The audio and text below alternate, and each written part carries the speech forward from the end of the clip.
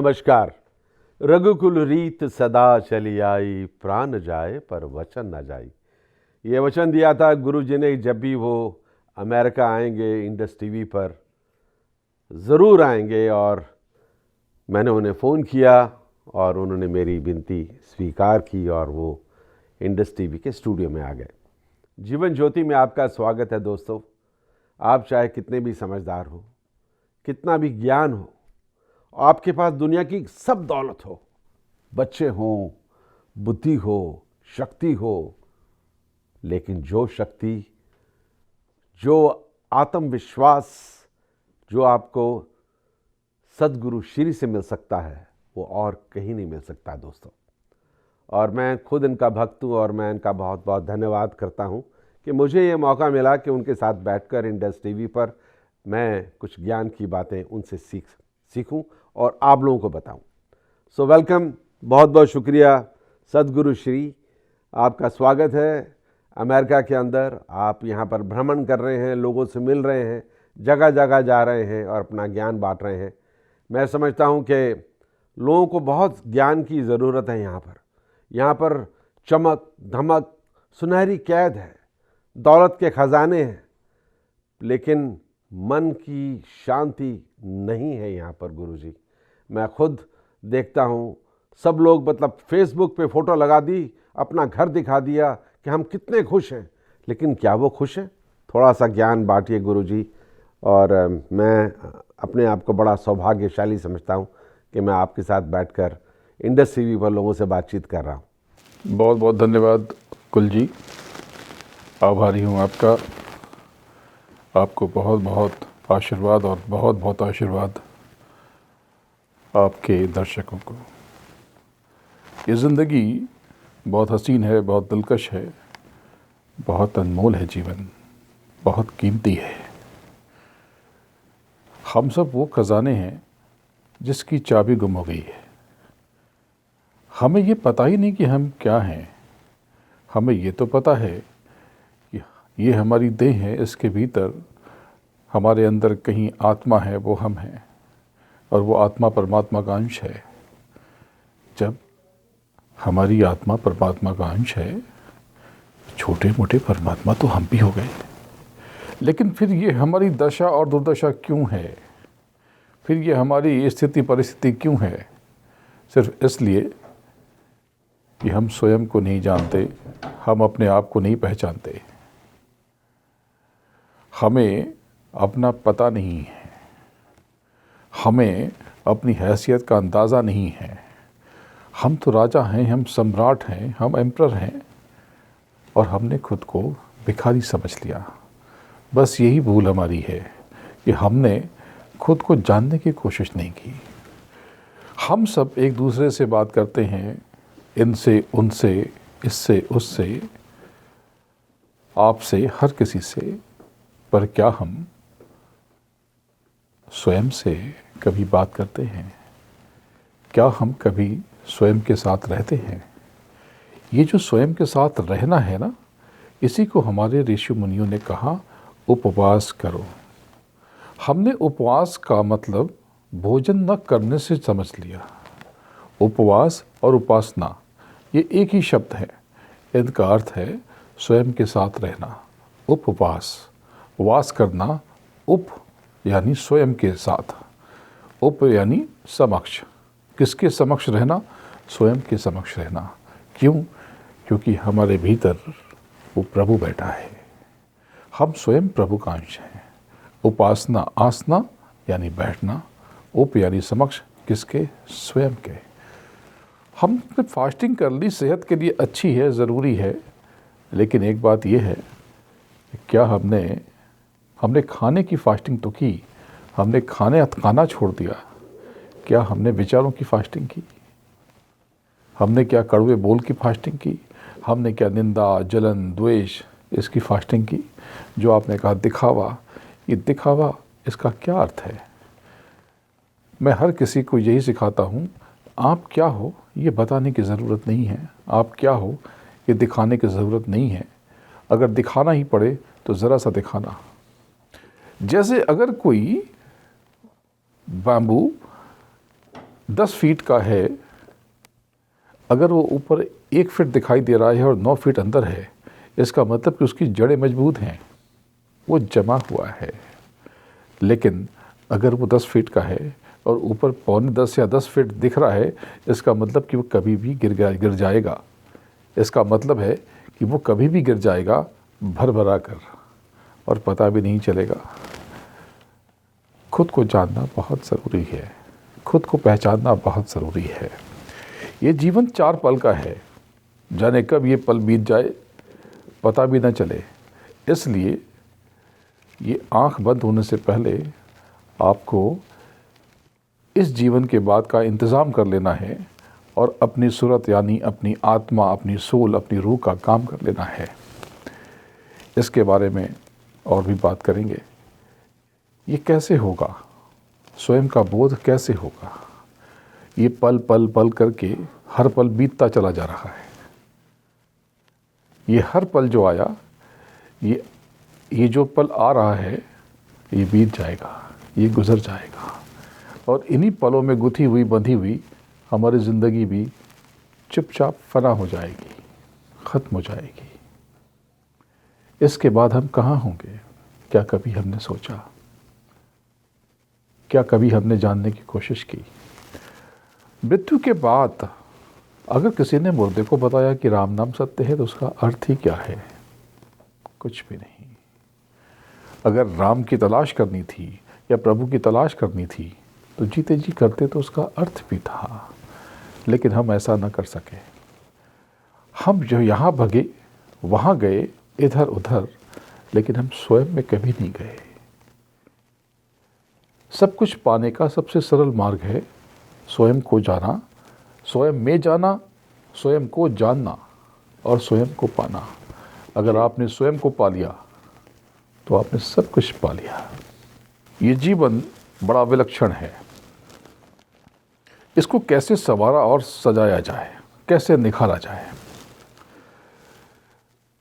इसके लिए मैं गारंटी लेता हूं कि मैं आपका जीवन परिवर्तित कर दूंगा।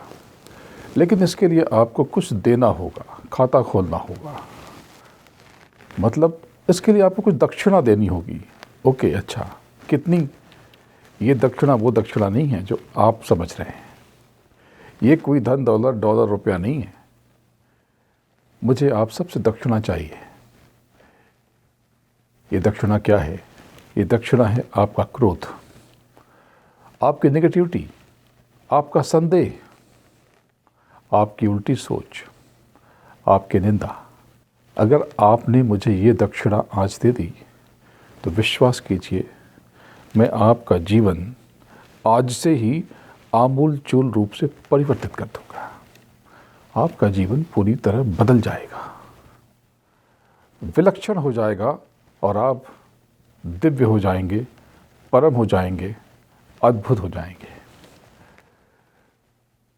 स्वयं को कैसे जाना जाए? बहुत आसान है। ये यहाँ पर 2 आँखें हैं, लेकिन इसके अलावा भी हमारे भीतर एक आँख है जो दिव्य है, जिसकी क्षमता असीमित है, अप्रतिम है। ये बाहरी आँख कुछ दूर तक देख सकती है, लेकिन हमारे भीतर की आँख बहुत दूर तक देख सकती है, अनंतों जन्मों तक आगे और पीछे देख सकती है।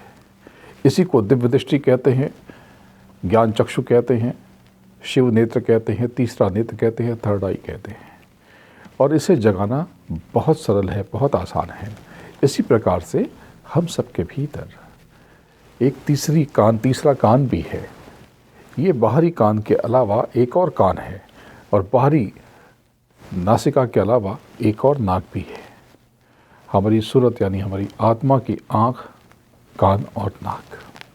अगर हमने उसे जागृत कर दिया, जो कि बेहद सरल है, बेहद सुगम है, बहुत आसान है, अगर हमने इसे जगा लिया जीते जी, तो यकीन मानिए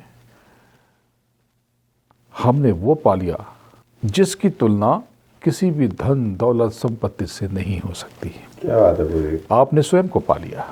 बिल्कुल सही कह रहे हैं। मैं आपके साथ हूँ और आपके साथ बैठा हूँ, और आपका जो ऑरा है और आपके साथ बैठकर मुझे ऐसा एहसास हो रहा है जैसे मैं खुद में नहीं हूँ। एक एक ऐसे व्यक्ति के साथ बैठा हूँ जहाँ से कभी फूलों की महक आती है, कभी मन जो है एकदम शांत हो जाता है। पूरा वातावरण ऐसा लगता है कि आप एक नए जीवन में प्रवेश कर रहे हैं। भय ख़त्म हो जाता है कि मेरा कल क्या होगा, अगर मेरी जॉब चली गई तो क्या होगा, या फिर मुझे किसी ने काम से निकाल दिया तो मैं क्या करूँगा। मैं समझता हूँ कि आपके साथ बैठने से ये कोई विचार मेरे मन में इस वक्त नहीं आ रहे, पर यही विचार आ रहे हैं कि बड़ा अच्छा लग रहा है और ज्ञान की बातें हो रही हैं। और मैं समझता हूँ कि हम सब इंसान जो हैं, शायद हमें और अपने आप को समझने की ज़रूरत है। जैसे आप आज दिन में बता रहे थे, वो ब्रह्म मुहूर्त के बारे में बता रहे थे, मैं समझता हूँ बहुत ही एक अच्छा मौका है कि हमारे जो देखने वाले हैं इंडस टीवी के, उनको थोड़ा सा ज्ञान मिले। और थोड़ा वक्त है हमारे पास, तो प्लीज़ सब देखने वालों को बताएं, ताकि आपका जीवन, आपका हॉलिडे सीज़न, ये लम्हे, ये आने वाले पल खुशियों भरे हों और आप जीवन को और समझें, और आप पैसे के बजाय एक दूसरे को समझें और एक दूसरे का जो वैल्यूज़ हैं उसको समझें, इंसानों को समझें, इंसानियत को समझें। आज मैं आपको ऐसा नुस्खा बताने वाला हूँ जिससे आपका ये जीवन संवर जाएगा, सुधर जाएगा, और ये क्रिसमस और न्यू ईयर का सीज़न अद्भुत हो जाएगा, विलक्षण हो जाएगा। ये पूरा दिन जो 24 घंटों का है, इसमें कुछ हिस्से बड़े करामाती हैं, बड़े विलक्षण हैं, बड़े अद्भुत हैं। इससे पहले समझ लें, अभी हम लोग बात कर रहे थे, मैंने कहा कि ये पल गुजर गया, तो आपका पल से क्या मतलब है? आप पल से क्या समझते हैं? पल से क्या आशय है, क्या तात्पर्य है? सेकंड नहीं, ये पूरा एक दिन 60 घड़ी में बटा हुआ है, इसको घटी भी कहते हैं। और 60 घड़ी, ये हर घड़ी में 60 पल होते हैं, और हर 60 पल में 60 विपल होते हैं। पूरा दिन, ये जो 24 घंटे हैं, इसमें 30 मुहूर्त बनते हैं, और 30 मुहूर्त स्वयं में अद्भुत हैं, अलग अलग काम के लिए हैं। जैसे कि आप अभी यहाँ पर बैठे हैं, ब्लेज़र में बैठे हैं, लेकिन जब आप घर में रहे होंगे तो आप शॉर्ट्स में या घर के कपड़ों में रहे होंगे, तब ये कपड़े आपको परेशान करते। लेकिन उन कपड़ों में अगर आप यहाँ पर आते तो वो कपड़े आपको परेशान करते। तो हर समय का महत्व अलग अलग है, जुदा जुदा है। तो 30 मुहूर्त में पूरा दिन बटा हुआ है। 15 मुहूर्त सुबह के, दिन के, और 15 मुहूर्त रात के। अब इसको समझें कि ये जो 24 घंटे जब आप 60 में डिवाइड करेंगे तो ये 24 मिनट लगभग हुए। एक घड़ी, 2 घड़ी का एक मुहूर्त बनता है। ये सूर्योदय, आपके शहर में जब भी सूर्योदय होता है, आप उस समय लोकल टाइम आप पता कर लें, उसके ठीक एक मुहूर्त पहले वाला जो मुहूर्त है वो ब्रह्म मुहूर्त है। जैसे अगर आपके शहर में 6 बजे सनराइज़ होता है,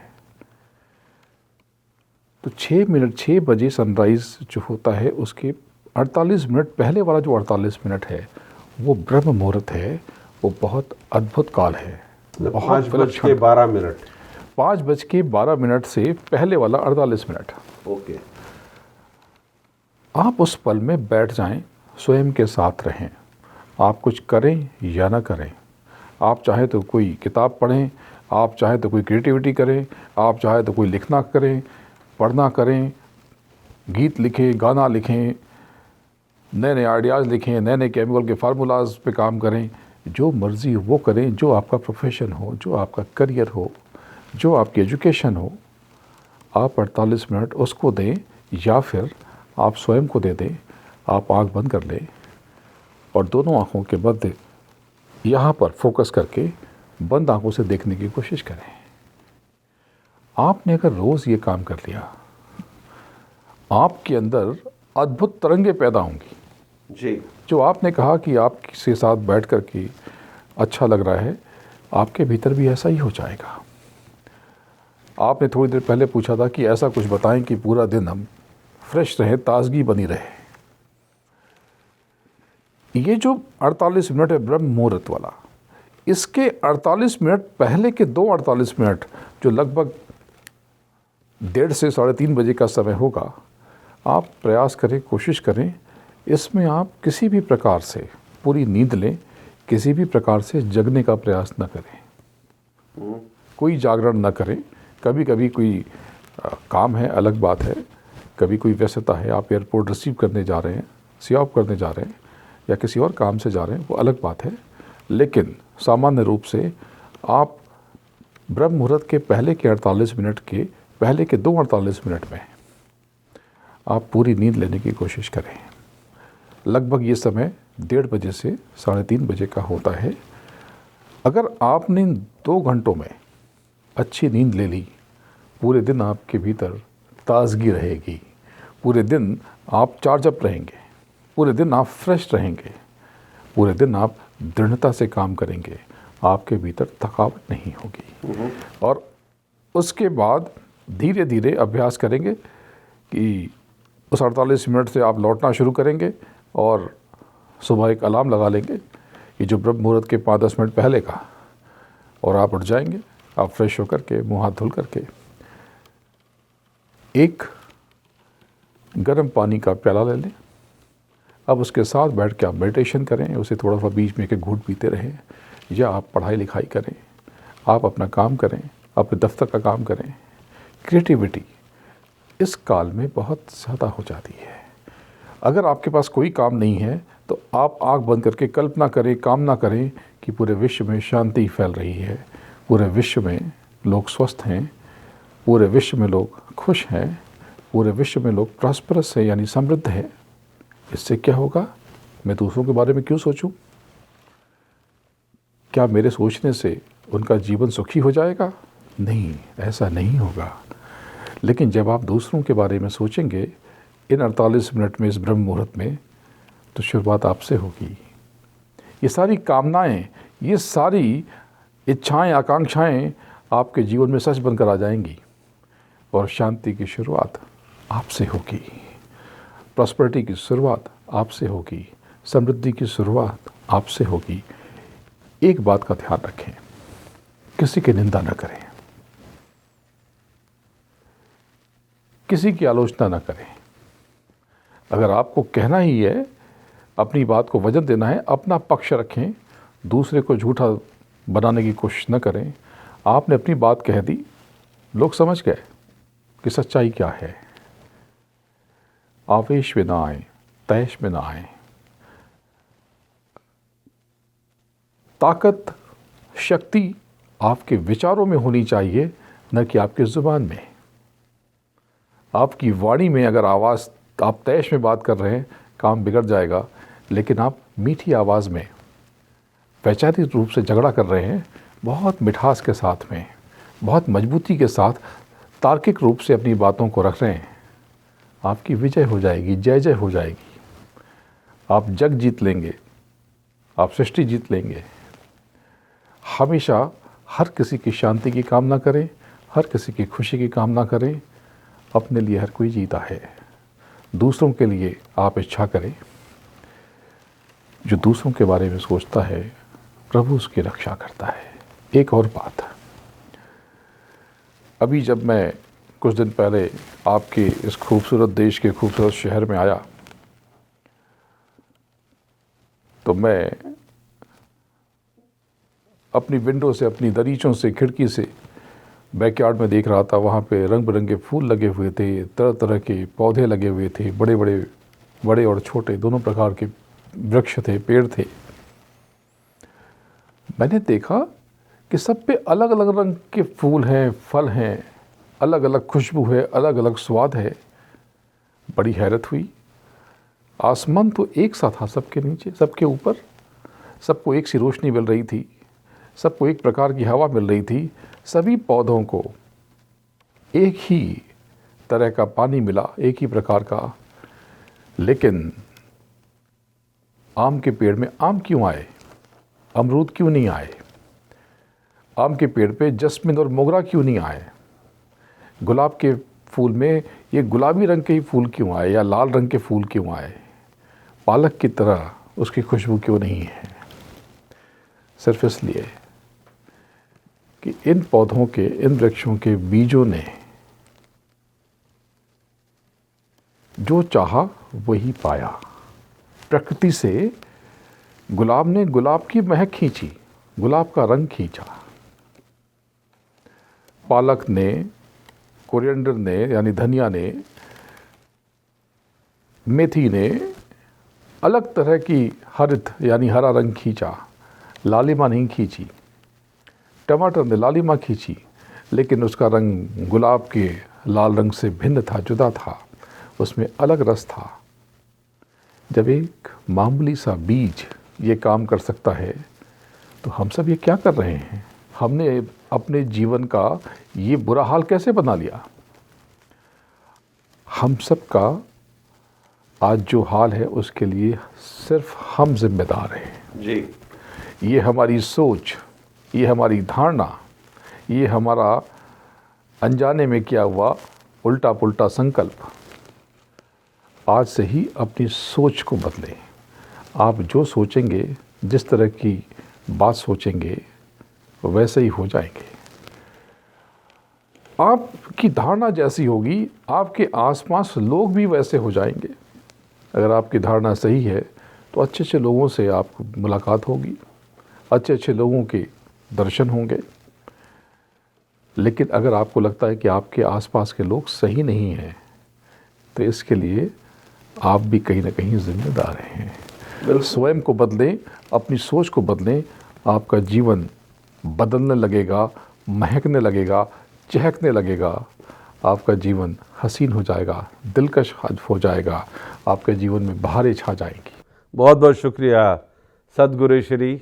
मैं at the behalf of Indus TV and all the beautiful listeners out there, मैं आपका बहुत आभारी हूँ। बहुत बहुत धन्यवाद आपका। बहुत अच्छा लगा और मुझे भी बहुत कुछ सीखने को मिला। उम्मीद है आप लोग भी, आप जहाँ बैठे हैं हमारे इस कार्यक्रम को देख रहे हैं, तो ज़रूर इसका आनंद लें, इसे समझें। और मैं समझता हूँ आप भी अपना भविष्य, अपना जीवन पैसे से नहीं, ज्ञान से बदल सकते हैं। जय हो, जय गुरुदेव।